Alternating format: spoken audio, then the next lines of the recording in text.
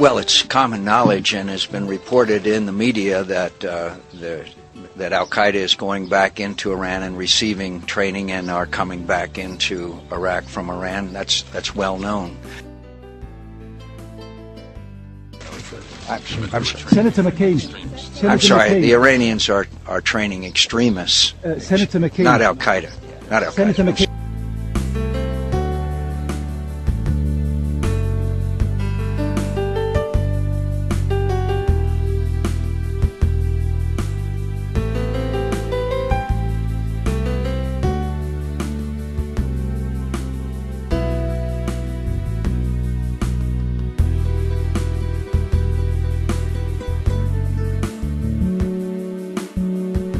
I just came back from visiting prison in Iraq.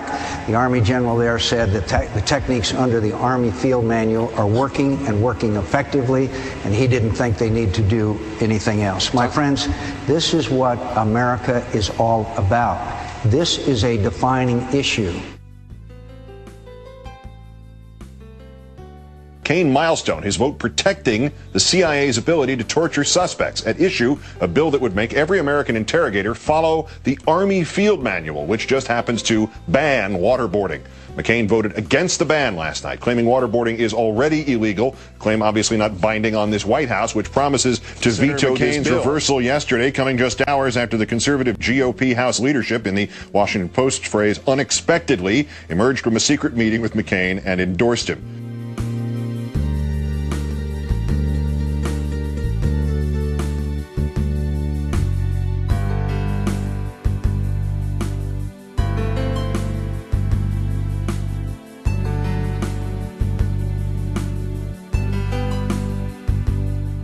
I don't oppose war in all circumstances, and when I look out over this crowd today, I know there is no shortage of patriots or patriotism. What I do oppose is a dumb war.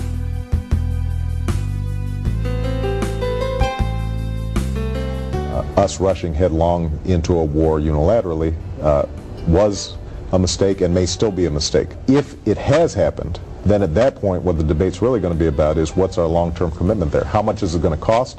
What does it mean for us to rebuild Iraq?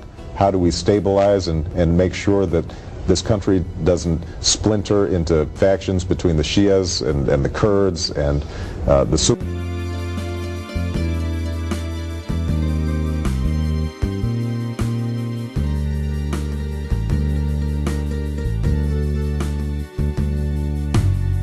Speech that I delivered in 2002 wasn't just me getting up and yelling, "I'm against the war." It was a very clear, specific outline of what I anticipated would happen if we went into war and why we shouldn't do it. And it stands up pretty well. I could give that speech today and it would look like I was simply reporting on what had happened over the last 5 years. That was based on good judgment, and that I think is the ultimate measure of whether or not somebody can do a good job in this difficult task.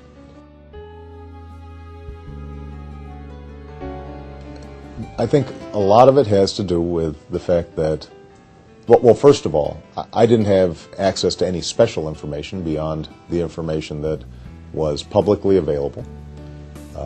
The colleagues of mine who are involved in just having conversations with them.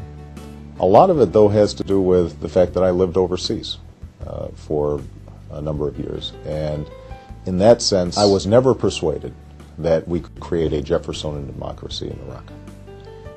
And that was based on specific experiences of living in Indonesia or knowing my family in Kenya, and understanding how powerful tribal and ethnic